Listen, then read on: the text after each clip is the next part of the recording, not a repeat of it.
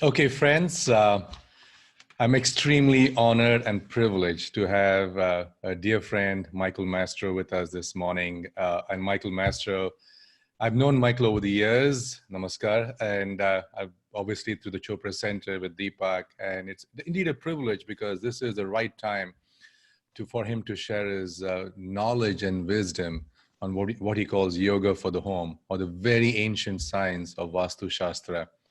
And let me give you a little bit of a background on Michael before we kind of get into it. So just a very quick, there's so much to talk about, but I want to do a quick intro so we can set the stage. Why he is the person when it comes to, and he and his wife, Robin, actually, who are really the people who founded the American Institute of Vastu. And then as a quick background, he was introduced to meditation in 1968. He's a teacher of transcendental meditation with His Holiness Maharishi Mahesh Yogi in 1970 to 1993. He has a degree in architecture. He was the designer for Maharishi Mahesh Yogi when he designed this, I guess, a building in Rishikesh. Yes. He has an honorary master's in Vedic science, 30 years of consulting worldwide in Vastu Shastra. He's a scholar of Manasara, a major Vedic text of Vastu. And on, but he also was designed buildings for Microsoft. In fact, Bill Gates' office, when he designed it, southwest corner facing east, I guess. Yes. And then Boeing, Intel, and even the World Bank. So it's indeed a privilege, sir, to have you this morning. Thank you so much for this opportunity. I really appreciate it. So let's kind of really dig deep in, I think, and unpack a lot of things. Today, Sure. These unprecedented times. Yes. Work, home, everything is now converging. And one of the things people have been reaching out to me and asking me is that, Punacha, how can we make our work, our home now a sanctum, right? How do we raise the energy? What can we do? Today, we're all tight corners and some people are alone. There are two kinds of extremes. Some people, the whole family is living together and some people are living alone. Sure. What can we do energetically to maximize our well-being? Yes. Well, there are some really simple things, but let me give you just a little foundation first. Yeah, absolutely. So many of your listeners may or may not know that Vastu is a sister science to Ayurveda and Jyotish, or Vedic astrology. And all three of these sciences aim at balancing the five elements: earth, water, fire, air, and space. Everything is made of energy, our bodies and our buildings, and they're both made of those five elements. And whenever one or more of those five elements is out of balance, then we feel some dis-ease in the body. It could be, and whenever the five elements are out of balance in the world, nature finds a way to reboot or creating an event that will restore that natural balance. And that's like right now, what's happening right now, right? Yes, that's what we're experiencing right now. And it's not just outside. We're experiencing it in our bodies and in our homes with our families, or if we live alone. So it's giving us time to reset ourselves and find out what's really important for us, and reset our environment. So basically, Ayurveda is all about balancing the five elements in the body. So, and they give certain remedies and all those different things to balance those five elements. And Vastu takes it a step further to balance the five elements in the body of your body, which is your home, your office. And so each of the five elements, when we look at our home, is associated with a specific direction and a specific aspect of our life. So if you divided your house into four quadrants, the northeast would be the water element. Water has to do with growth in your life, financial growth and spiritual growth. And so that's something we're all looking at right now. So we're not earning maybe the money that we could have been earning. And we're also looking at our spiritual growth. This is creating a spiritual crisis for most people. And so, yes, so the northeast is all about the water element and growth. Southeast is Agni, the fire element. And it has to do with your energy, whether you're feeling your energy is low, your prana is low, or your prana is high, your vitality. And it's also about your immune system. So this whole situation has put us into a situation where we're all of a sudden, we maybe not thought so much about boosting our immune system. I've been telling my astrology clients for months to boost their immune system, because we could see planetarily that this was coming. So, but basically, yeah. So if that fire element is out of balance for some reason, your vitality is low, your immune system is low, and you could be more susceptible to viruses, etc. Southwest area of your home has to do with the earth element, whether we feel grounded or not, or we feel stressed out and not grounded. And earth element has to do with how we support ourselves in our physical body and how we support ourselves in our family. Again, our career. So here we're forced to think about our career. Do we want to go in a different direction when the new normal comes about in a few months? Or do we find other ways to work that are more efficient, like we're doing right now, and doing things online rather than getting in a car and driving to or an hour or two to a job and coming home and missing all that precious time with our family.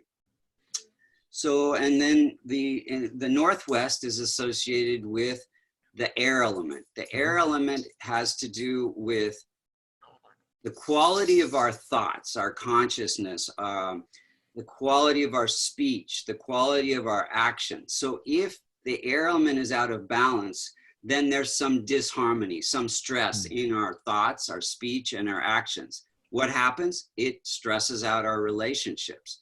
So now we're putting in this situation, many of us living in a home with our family, and we used to go out into the world and then come back, but now it's concentrated. So we really have this, you know, our family is a reflection of ourself. And so we're constantly in this mode of recycling these reflections, whereas we used to have diversions. And some people are still finding diversions on Netflix, etc. But so yeah, so that's the air element. And then the very center of your home is really this ether or space element. Earth, water, fire, and air come out of that space element. So any imbalances in the center can affect every area of our life, basically. So just what we do in Vastu, we look to see where energy is getting stuck and how we can get that energy to move again. It's the same principle of feng shui, only Vastu goes about it a little differently. Vastu is about 10,000 years old, and feng shui came about 2,500 years ago. And some of the was there a migration from Vastu from India going across to China, like Kalari did in martial arts? You know, Kung Fu was an extract, you know, or a derivative of Kalari. Right? Yes. So about 7 to 10,000, or about 2,500 years ago, Buddhist monks took the knowledge of Vastu over the mountains from India to China, and they adapted that science to their local cultural and climatic conditions of the time. And so there was some sandstorms from the east and some Mongols were invading from the north. So they changed some of the basic principles of Vastu. But anyway, the idea is the same, to keep energy flowing, just like Ayurveda wants to keep the energy flowing in our body. Because wherever that energy gets stuck, I know Dr. Suhas was talking about the channels getting clogged, or the marma points getting, you know, energy getting stuck there, or the meridians, if you're talking about Chinese acupuncture. We have to keep that energy moving, or we feel low prana, low energy. And that leads to depression and all the mental things that people are really concerned about right now. A lot of people are having a lot of stress in their mind and their body because of all this situation that we're in, a lot of fear.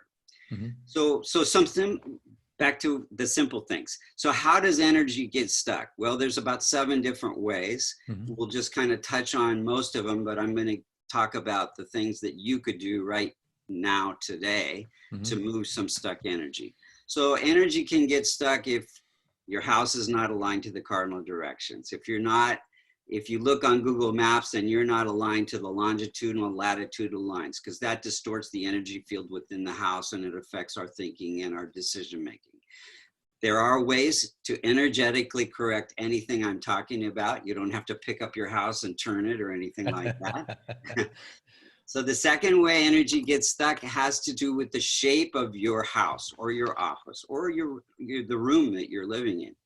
If in a rectangular shape, energy flows very efficiently, no energy gets stuck. But if there are missing corners or extension, the garage sticks out or the breakfast nook sticks out, then it creates missing corners. And just like a stream is flowing, when there's a bend in the stream, some of that water eddies and creates some stress and pollution in the river. So shape is very important. Placement of things within your house, like toilets, stoves, furnaces. We talked about water element being in the northeast. If you have a stove there, it's like burning money.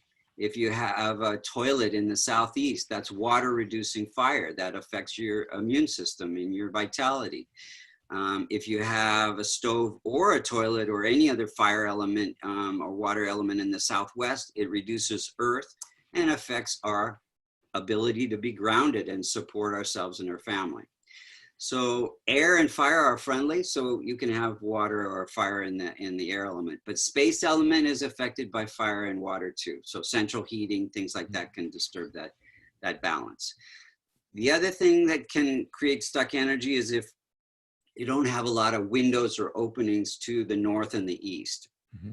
Then you don't get that life force energy from the sun or the magnetic energy from the North Pole. Those two forces of nature affect every cell in our being.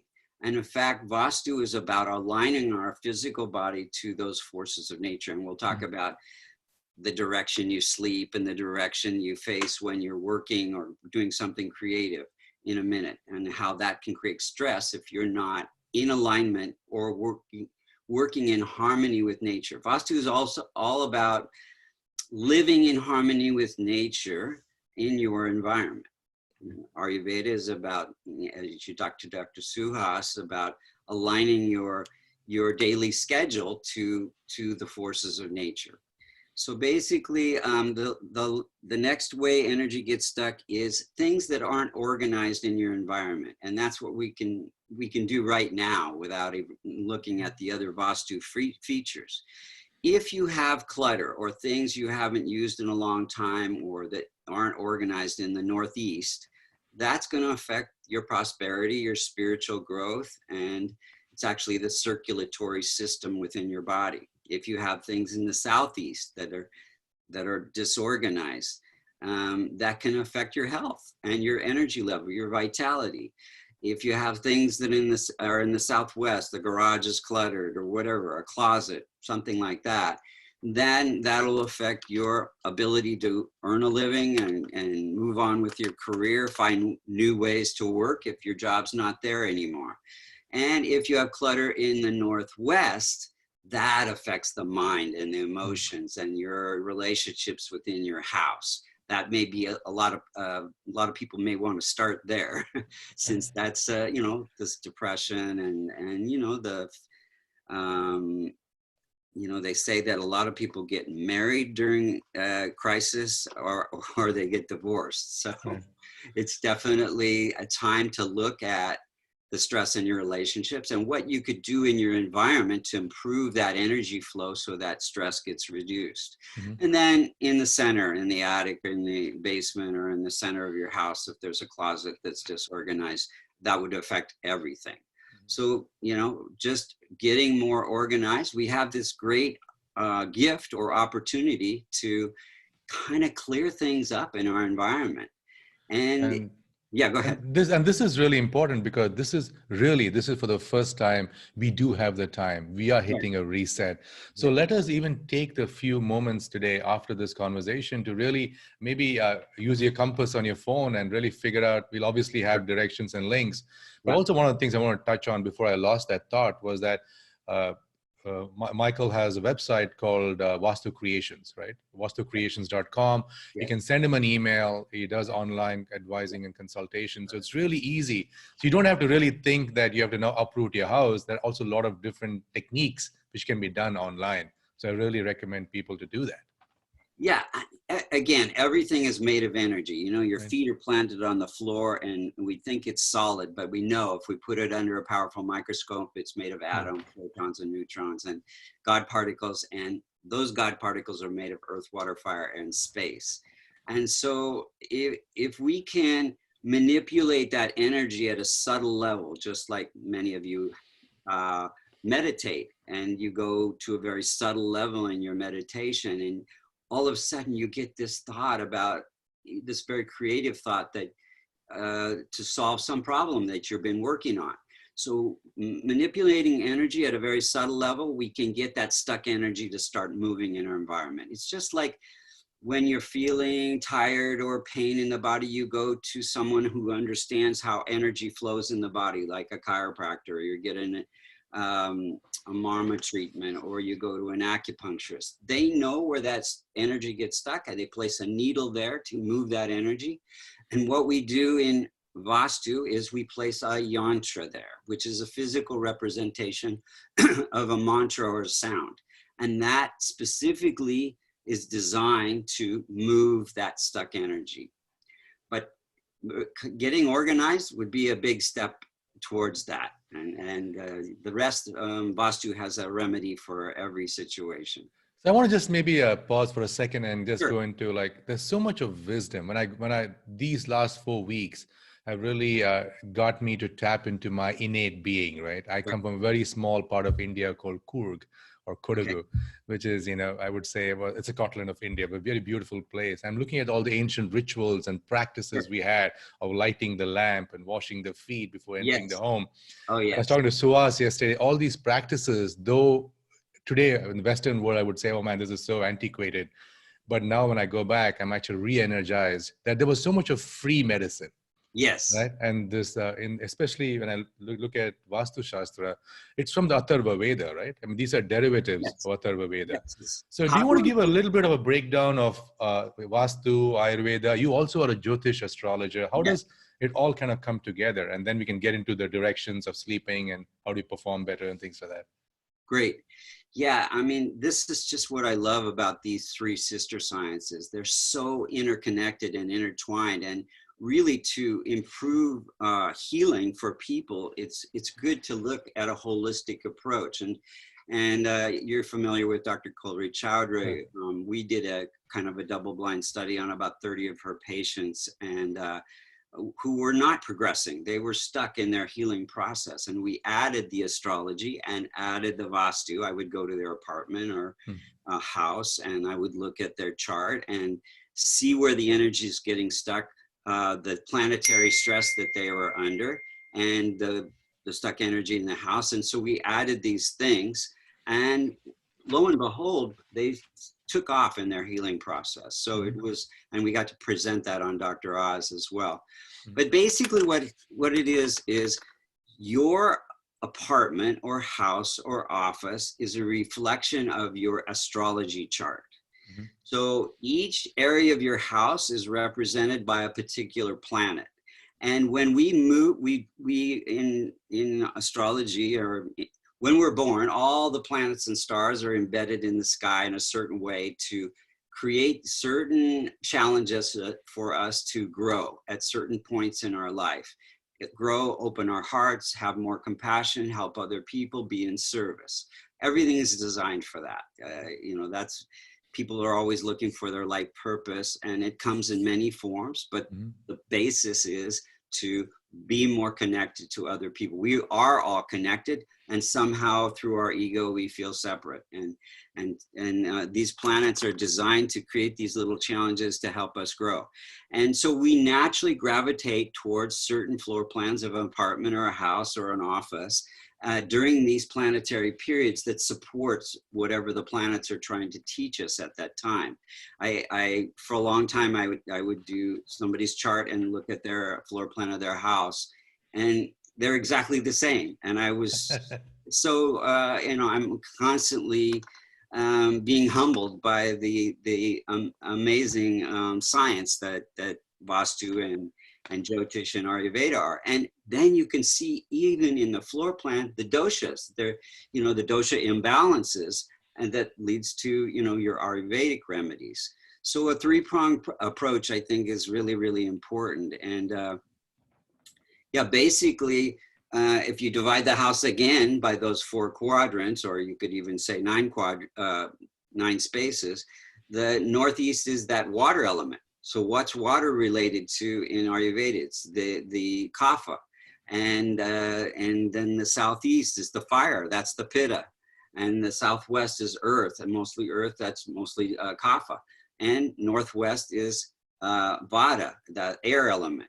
So if you are mostly a vata disposition and say you're sleeping in the northwest area of your house, that aggravates your vata dosha. Or if you're pitta and you're mostly sleeping or spending a lot of time in the southeast part of your house, that will aggravate. Now, those 2 doshas, if they are spending more time in the southwest, that will balance their dosha type. Whereas kapha, he can be in the southeast. He can be more time in the northwest. So these are so interconnected. And as I was saying before, each of the planets is associated with a different part of the house. North direction has to do with Mercury. And Mercury is trying to teach our mind not just to pick things apart, be critical. We can analyze, but bring things together. So many of us, part of depression is picking on yourself. I'm not worthy. I'm not good enough. And Mercury is trying to teach us, yes, trust, you are good enough. Bring things together, bring people together, bring the parts of yourself together. And then in the northeast, you have Jupiter. Jupiter is teaching you to grow and expand spiritually and go deep in your meditation and it's all about expansion. And then east is sun. Sun is giving you that vitality. It's giving you that, it shines light on your consciousness. It gives you that feeling I am good enough. And then southeast is Venus. Venus gives you that compassion, that love. It opens your heart. It's teaching you not to be stuck in yourself. And then in the south is Mars. Mars, some of these planets all have 2 sides. They can make you very aggressive and get argumentative, increase your pitta in the body, or they can give you drive, ambition, passion, and to be creative. And then southwest is Rahu. Rahu is it's the planetary node of the moon. In everybody's life, is an eclipse at some time. Some darkness comes. And these eclipses can be very much associated to every event that's happening in the world. I mean, the eclipse in December really helped ignite this situation that we're in right now. And then in the West, we have Saturn. Saturn is the greatest teacher. And these are all related to your chakras as well. So Saturn is the base chakra, and it's teaching you to be grounded and to be disciplined and to follow the rules. And Saturn is in Capricorn in its own sign. And what does that say? It says, go to your room, take time out. Saturn was in Jupiter in Sagittarius. That was expansion. Now it's in Capricorn. So we have to take time out and see what's really important in our lives, our family, the people we love. When we leave this world, the only thing we take with us is our love and our consciousness. This body is just a garment. It's, all the money we made, all the things we did, that's just temporary. Absolutely right, sir. Absolutely right. Okay. So the last planet is Moon.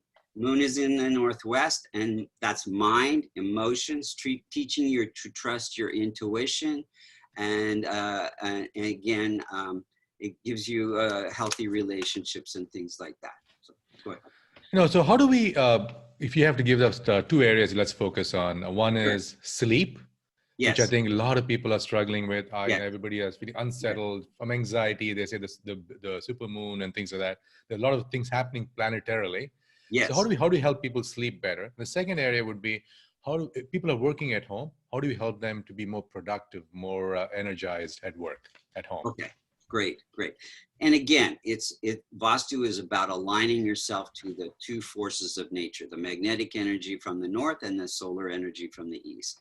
So when I go to Microsoft or Intel or Amazon to help people be more productive, we look first at the direction they're facing when they're working. So I've been involved in many double-blind studies where we'll take 100 kids, similar IQ, hook them up to EEG machines to measure their brain waves, and have them study the same materials and take the same test. We divide them into 4 groups. One group will face north, one will face east, one will face south, and one will face west. And what we find is that the kids that face north and east do about 20% better on the test. The kids that face south and west, it's more, they have trouble focusing. They don't have the same stamina, the same creativity. So something about the solar and the magnetic energy support that creativity and focus. Now, another part of the test that's really interesting is the kids that face north did better on the math, the analytical part of the test. Something about magnetic energy supports the left brain activity. And then the kids that did better on the creative part of the test were facing east. Something about the solar energy supports the right brain activity. So if you have an opportunity to look at your desk at home, now that we're working at home, a lot of us, or doing anything creative at home, playing music, doing art, because a lot of us are, have time on our hands to do those creative things that we wanted to do. Try to face those 2 directions. If it's a creative project, try to face east. If it's a more analytical, accounting kind of thing, go for the north. So that's one thing we look at amongst other Vastu issues in the office to get the energy that's stuck to start moving. So for sleep, and this is hugely important. So I'd say almost every client that I come across, at some points in their life, they have these sleep issues. And you can look at their chart and see why, that sun is moving through the 6th or 8th or the 12th house, and it's agitating them. Giving them a lot of mental activity when they should be shutting down. But basically, the direction you sleep has a lot to do with the quality of how rested you feel when you wake up, whether you feel refreshed or, oh my God, I'm so tired or groggy. So there again have been a lot of double-blind studies in hospitals where they'll take 50 patients recovering from similar surgery, and they also hook them up to EEG machine. They're measuring their REM state, is the critical factor in sleep. So they have 50 patients, 25 will have their headboards to the north, feet pointing south. 25 will have their headboards to the south, feet pointing north. And what they find in 3 days is the patients with their headboard to the south and feet pointing north are sleeping more deeply, have less complications from the surgery, recovering much quicker. And they have more REM states and longer REM states. The patients with their headboards to the north are not sleeping as well. They have less REM states and shorter REM states. And the reason is positive magnetic energy comes from the north, and our body is like a magnet. The positive polarity is in our head. So if we're sleeping with our headboard to the north, it's like bringing 2 positive ends it's repelling together. They repel. Right. The blood flow, circulation, digestion, and over time, it's going to affect your health because you're not naturally throwing off that stress while you're sleeping, because your mind is really going and you're very agitated and things like that. So that's a simple thing that you can do per Vastu. And then Ayurvedically, there's so many different things. You were talking about these ancient rituals that come from your homeland, and one thing Suhas didn't touch on is that I was taught very early when I started meditating is when you wake up in the morning, you roll over to your right side. This opens up your left nostril or your left nadi, and that the the left nostril is associated with all the creative, spiritual things in your life, and the right nostril is associated with eating and more, other kinds of different types of activities. But just starting the day with that left nostril predominant can improve the whole quality of the day. And then when you get out of bed, you step onto the floor with your right foot. This aligns your biorhythm so that your day is, again, started off on the right foot, basically. So Beautiful. There's so many Vastu Ayurvedic rituals that, have been handed down mostly by grandmothers, and a lot of this beautiful science has been lost. But it's, again, aligning yourself to these forces. And I guess this has given us an opportunity to share the wisdom from teachers like you. Because you guys, I would say Suhas, you, Dr. Chopra, are, I guess, few of the people who have worked directly with this holiness, Maharishi Mahesh Yogi. So can you just tell us what are certain moments working so closely with Maharishi? Were there some moments or times you would like to recall where, like, wow, these are some of the moments which are priceless? I feel so fortunate, and I'm sure Dr. Suhas and Deepak do, too, as well. I mean, I was just still in my teens, a young architect, and I was just walking down the street in Berkeley, and somebody said somebody was giving a lecture upstairs. I went upstairs, and there's Maharishi in a room with about 10 people just talking. And afterwards, I just wanted to say hi and how valuable the wisdom that he was teaching was to me. And he said, yes, I want you to come to Rishikesh and work on a design for me. And it didn't happen for a couple of years, but I got there. And then I was sitting at his feet, for many hours at a time. I would actually fall asleep at certain points because he could go for, all day, all night. And he was describing certain architectural environments. And as he would describe those environments, it basically became like a hologram, a three-dimensional form where you could actually smell and taste and touch that whole environment. And he was talking about Vastu, and we didn't use those words back then. I didn't know what Vastu was, but he was talking about Vastu without even naming it, about aligning these buildings to a certain direction, and the length and the width and the proportions and the colors and, just the whole thing. But when he described that, I felt like I was really there. And so it's so easy from that cognition of his imparted words that I could design these buildings. And then when I look back at it now, this was perfect Vastu. Right. So there was like a transmission happening, like in 3D, like a 3D model zooming into the structure. Fascinating. I think Deepak and many of us who have been with some master get these, what's called the sankalpa. It's like you get this wisdom on a very, very deep level, and it's only to help other people. It's not for any other reason. So I feel very fortunate in that way. Beautiful stuff. So moving to the next topic, I want to kind of maybe talk about people. Everybody has homes. Some of them, they didn't obviously build it themselves. They're living in apartments. I know it's still possible for them to do things, reach out to you online, get some advice. Sure. So you have this whole principle, how positive energy flows from the Northeast and settles in the Southwest. Yes. And it's really important to understand this flow. And if things are struck, let's say an L shape, then they can do things with the placement of yantras. How can people do it today? Can they reach out to you, and then can they do it remotely? Yes.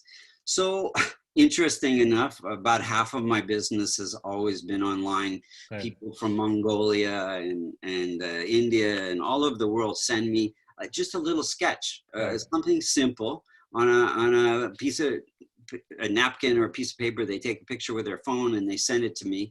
And from that, I can see where the energy is getting stuck, prescribe what's needed, and send that with instructions to wherever they are in the world. And this works just as good as me coming in person. I miss that personal contact, but now I do it on Zoom or FaceTime as well. Right. So we can even walk through your house. You can kind of show me things. Right.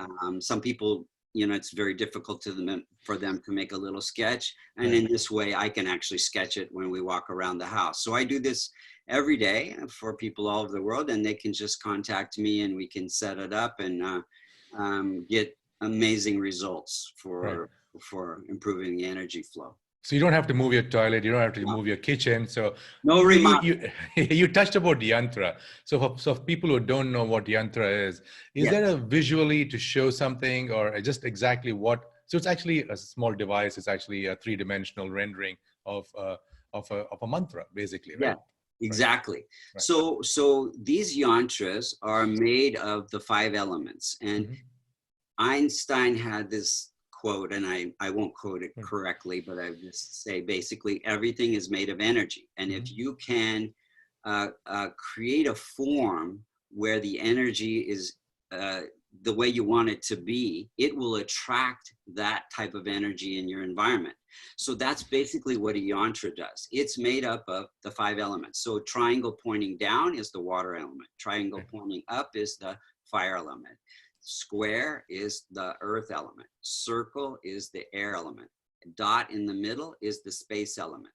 So all of these yantras, maybe 100 different yantras that we use in Vastu to move stuck energy, have these shapes within them and certain colors associated with a particular planet in a direction and a certain mantra as well to activate that energy that's stuck. Toilets in the Northeast, that's water, but it's impure water.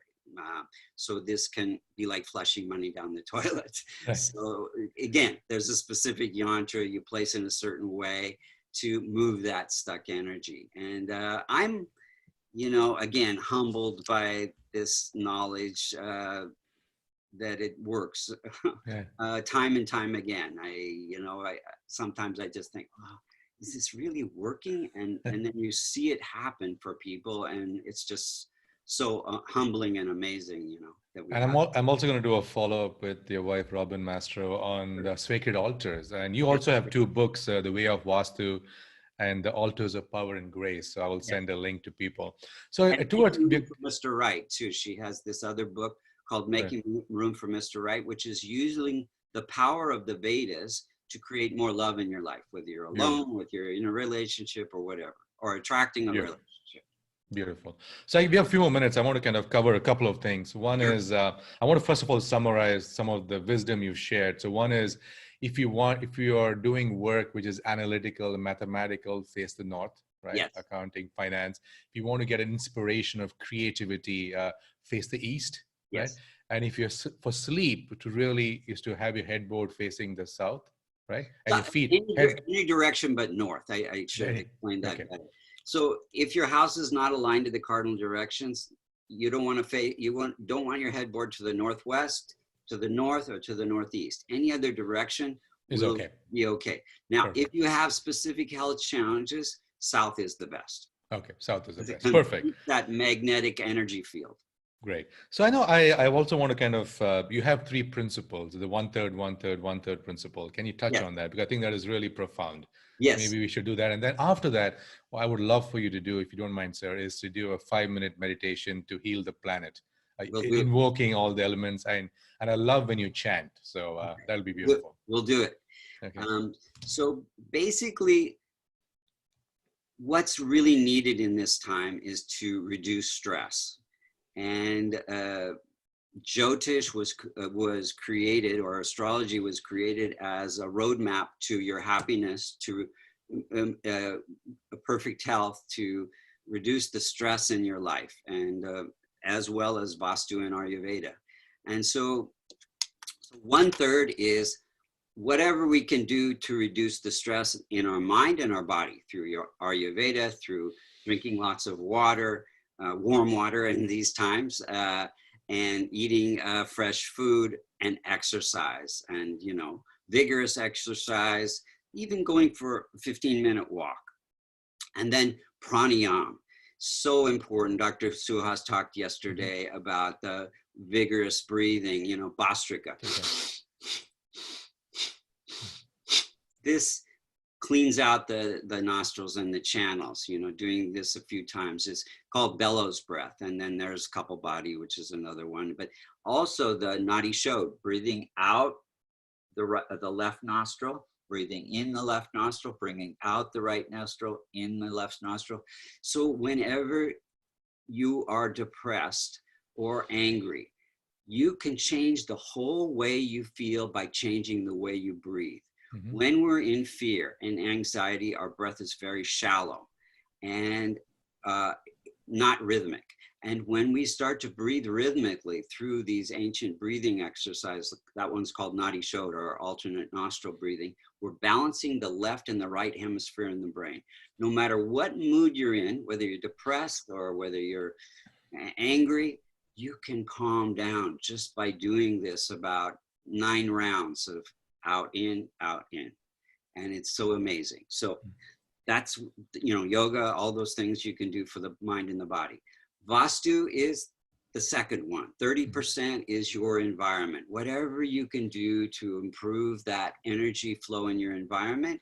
And it could be just clearing the clutter, but in Vastu, we can look at all the other ways that the energy is getting stuck and getting it to move without any remodeling, that will create more stress and more expense. So we don't need more expense right now. So so look at the environment. And also we have a relationship with our environment. Some people don't like where they live, or they, but they can't change it.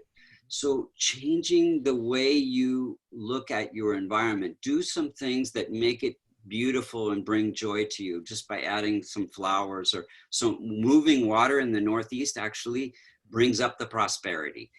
So just adding some things, a little moving water in the Northeast, a little Himalayan salt lamp that associated with the fire element in the Southwest, a plant in the Southeast, a plant in the Southwest, grounding that energy, some wind chimes or something that creates sound in the Northwest.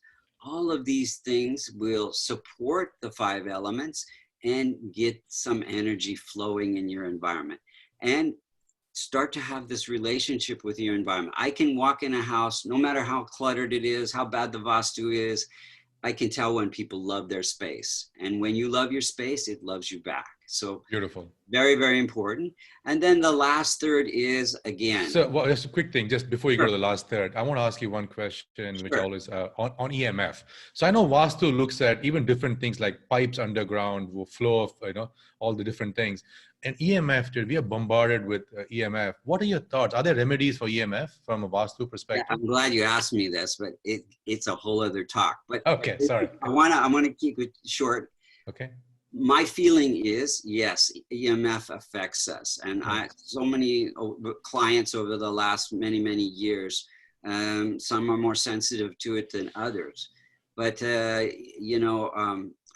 I've been watching a block away. They've been working on the top of YMCA. It's just like a block away. And I keep thinking, they're putting in a new HVAC system or something like that. And then I woke up one morning and I thought, no, I think I know what they're doing. And I went and talked to them, and it's a huge 5G transformer that they're putting up there. So basically 5G is the situation where it has to be closer to you. Before you had a cell tower, it could be 2 miles away.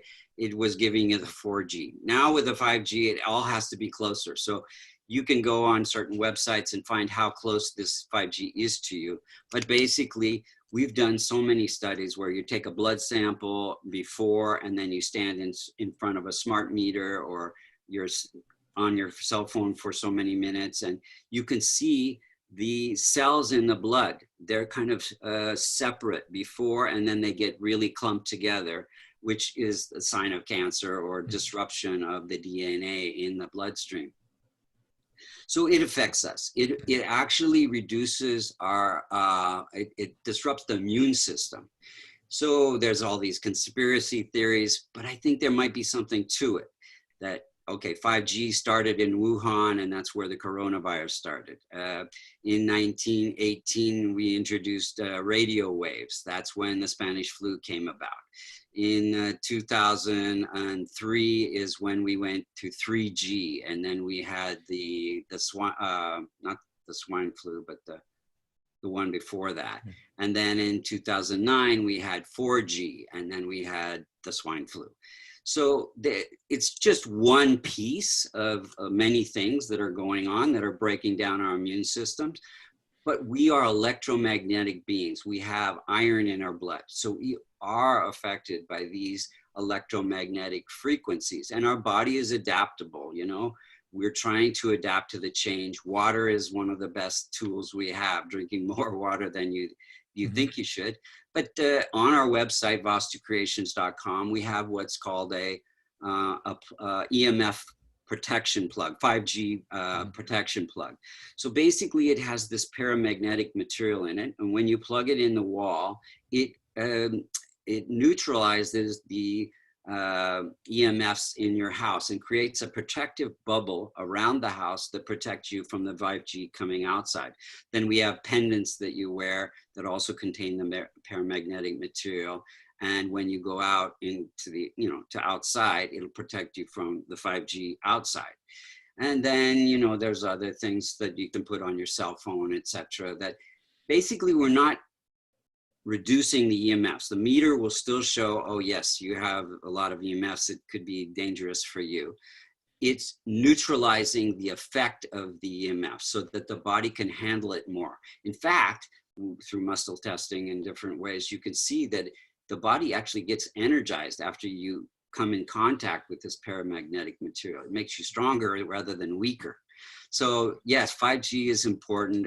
Vastu, in Ayurveda, they talked about earth energies, underground streams, underground channels, you know, fault lines. And now in the modern times, we have all these pipes coming towards our house, the power, the sewer, the storm, all of that brings radiation. Where those radiation lines cross, if we're spending a lot of time there, like a bed, which often is the case, it does affect our immune system and affects our sleep and affects our digestion, affects depression, etc.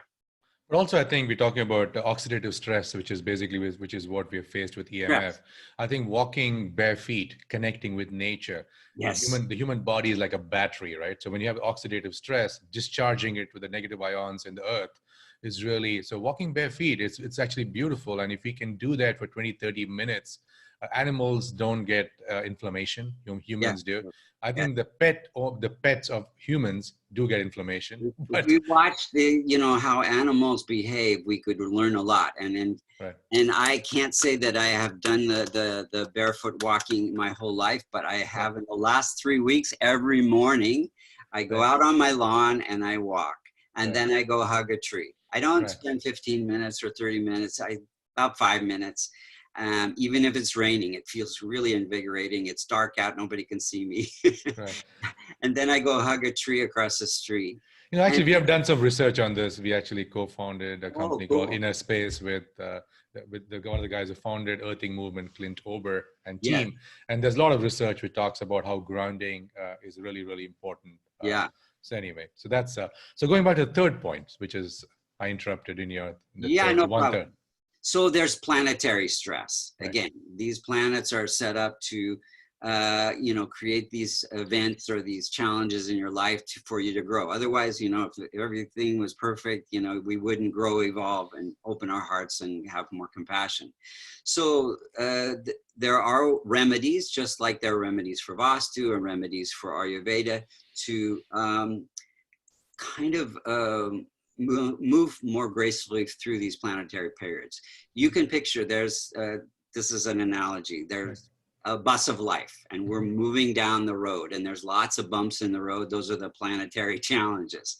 If our planets are strong, the tires are full of air and we will not feel those bumps as much. But if our planets, for some reason, are weak and they need to be strengthened through these remedies, then we're going to feel, it's going to go ka-thump, ka-thump, ka-thump, and we're going to really feel all those bumps and not move more gracefully. We'll be reacting instead of responding to all these different situations. And so astrology really teaches us to, when you know your chart, when you see the bigger picture, you can say, oh, that's why I got that tax audit, or that's why I've had so many relationships that don't work out, or that's why I have all these health issues. You have these certain patterns that are set up by the planets. And once you understand how the planets affect you, it's like now knowledge is power. You can overcome, you become mindful. And this whole situation is teaching us to slow down, be mindful, watch our thoughts.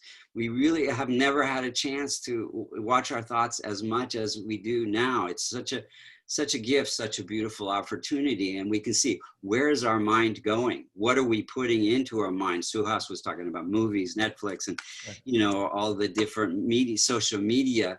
We want to, we don't want to just clear the clutter in our house. We want to clear the clutter in our mind and our body through Ayurveda and being aware of where our thoughts are going, replacing thoughts that are negative with gratitude. I wake up and my wife and I, we look at each other every morning and we say 3 things. And that's 3 things that we're grateful for. And it could be anything in the moment. And then before we go to bed, we also say 3 things.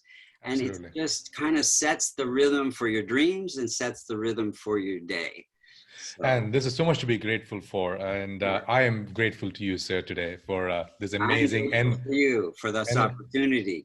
Enlightening session. So I would request you to maybe do a 3 to 5 minute closing meditation. Let's, if you can invoke, since you have the lineage, to invoke the 5 elements so we can bring healing to this planet. Let's do it. Okay, let's just close our eyes, sit comfortably. Spine is erect, shoulders relaxed. Take a deep breath in and let go all the cares of the day. Take another deep breath in, hold it, and as you breathe out, become aware of your flesh and bones. These are part of the earth element. And just by bringing your awareness to your flesh and bones, you can bring the earth element into balance.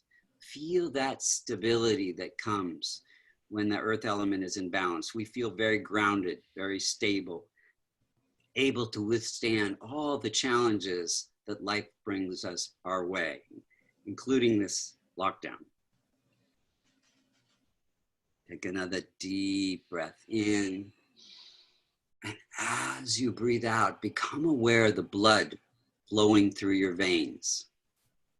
Our body is about 80% fluids. And just by bringing your awareness to the fluids in the body, we can bring in the water element into balance.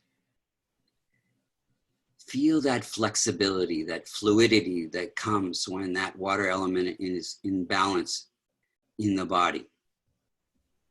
You're much more able to navigate the challenges of life if you are flexible and not rigid.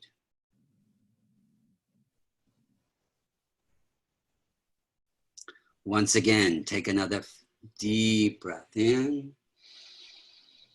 And as you breathe out, become aware of the warmth in your body. The warmth and the light of the sun helps everything on this planet, including your physical body, to grow and evolve. Without that warmth and the light of the sun, nothing would be growing. Just by bringing your awareness to that warmth in the body, you can bring the fire element into balance. Feel that vitality, that energy that comes when that fire element is in balance in the body. You feel very alive, very creative, able to solve all the challenges that life brings your way. Once again, take another deep breath in. And as you breathe out, become aware of the breath moving out of your lungs. the surface of the earth is covered by about a mile radius of air, the same air that we breathe in and out. And just by bringing your awareness to your breath, you can bring that air element into balance. Feel that harmony that comes when that air element is in balance. The thoughts, the speech, your actions become more harmonious to deal with all the challenges that you have in your life so that you can respond instead of react.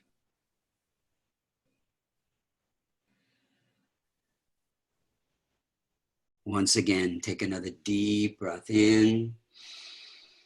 And as you breathe out, become aware of the space in your mind. All the planets and stars are embedded in space, the same space that's in your mind.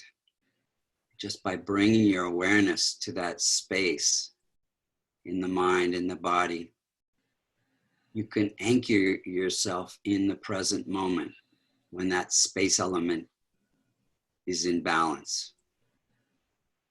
We spend most of our time thinking about things that happened in the past, regretting things in the past, or planning things for the future, feeling anxious about the future, especially right now. So just become aware of that space element. Be here right now in this moment. Just be here. That's where your joy and love abides, in this moment, not in the past, not in the future, right here. Bring a big, big smile to your face and feel that joy. Smile all the way through your body, in your heart, in your head, in your body. Feel that joy. Now become aware of who is actually perceiving in this moment. It's not your body. Your body's not eternal. It's not your mind. Thoughts come and go. They are not eternal.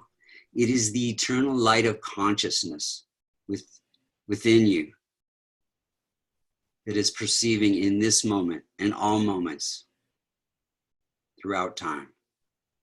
Become aware of that light of consciousness as a point in the center of your chest, brighter than 1,000 suns, radiating and expanding. Allow that light of consciousness to radiate and expand and fill your entire dwelling. And if there are other people in your dwelling, family, etc., allow your light to connect with those other lights of beings in your environment. Allow your light of consciousness to expand more and more, to fill the city that you're in, the state, the country. Allow your light of consciousness to expand more and more to the continent that you're on. Allow your light of consciousness to spill out into the oceans and cover the entire surface of this earth and connect with all the other lights of the other beings on this planet, animals and humans. In truth, we are all one light, one energy. We are all connected by the 5 elements. We all walk on the same planet Earth. We all drink the same water, feel the same light of the same sun, breathe the same air, and exist in the same space.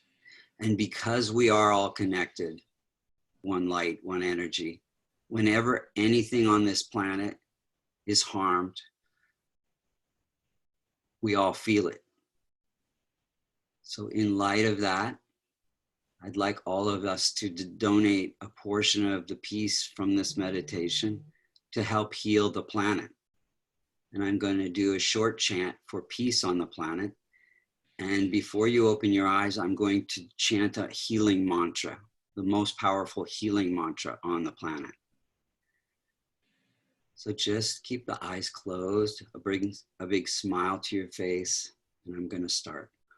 Om Sahana Vavatu Sahano Bhunaktu Sahaviryam Karvavahai Tejasvina Vaditamastu Mavi Vishavahai.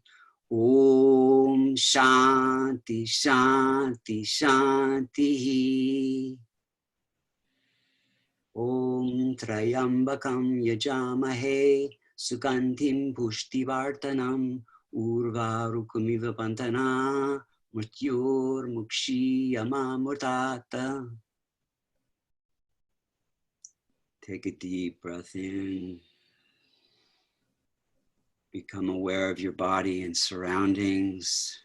Bring your attention to the palms of your hands and rub them back and forth. Create some warmth, some friction. Bring the palms of your hands to your eyes and feel that warmth.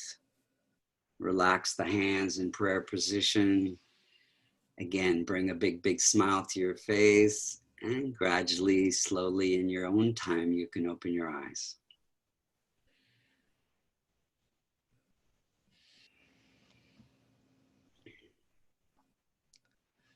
Thank you, sir. Namaste. Namaste. This is indeed a beautiful morning and evening. You know, one thing which you said, the environment is alive. Yes. Everything is living. We should live in gratitude and deep connection to all sentient beings. Yes, yes. Anything we harm, it's a ripple effect somewhere else. Absolutely. So let us live in joy, compassion, what to say, karuna, you know, in Sanskrit, karuna, live in compassion. Yes, karuna. And let us, you know, there's nothing more I can say. And I would say the master has spoken. So I would love to, once again, I think this has given me a great opportunity to share healing and joy. We're all connected to my family who's in India, in Coorg, and in all parts of the world, my friends. This is a great opportunity for us to share wisdom. I mean, people like Michael Mastro are the wisdom teachers, Suhas, and a lot of other people, everybody who's been so generous with their time.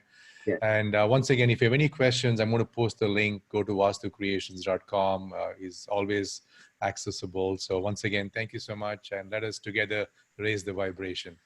Namaste. Namaste.